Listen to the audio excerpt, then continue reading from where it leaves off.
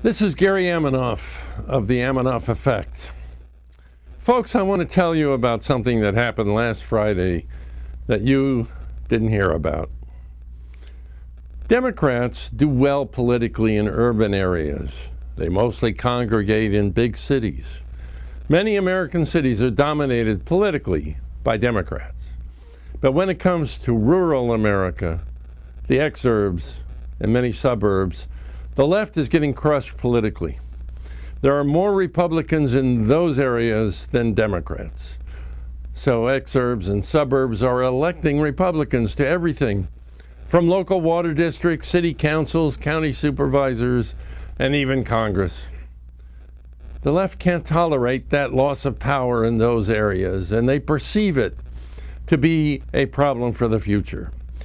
Since there aren't a lot of Democrats living in those rural and suburban areas, Democrats felt the need to figure out how to get political control and power there.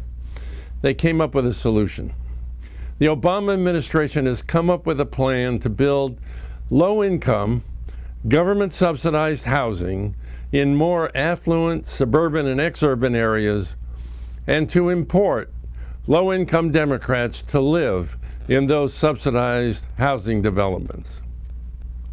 The Obama plan shockingly stipulates that people are entitled to have low-income government-subsidized housing in any neighborhood that the federal government chooses, regardless of the wishes of the residents of those neighborhoods.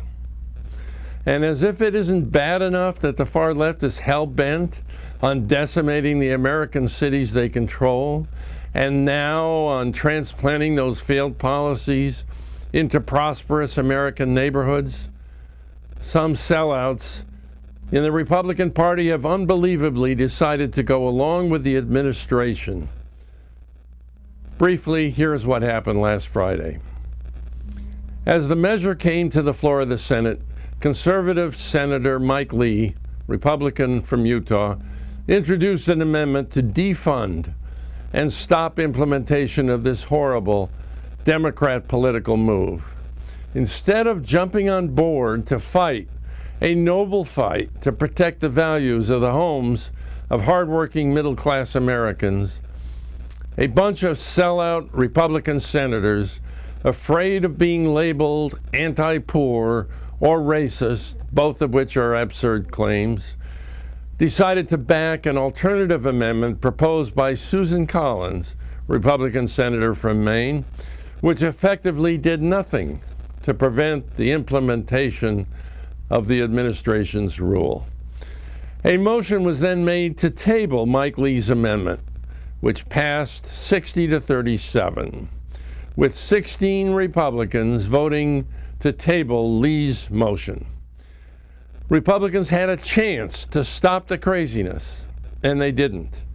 They were so concerned about their own re-elections that they didn't do what they needed to do to protect the values of their American constituents living in the suburbs and exurbs. So they failed their Republican constituents once again. People wonder why the support for Trump, that is why. Republican voters are angered and disgusted with the fact that their leadership continues to sell them out. It happened once again last Friday. If you want more details about this, including the names of the Republican senators who voted with the administration, visit beartotheright.com.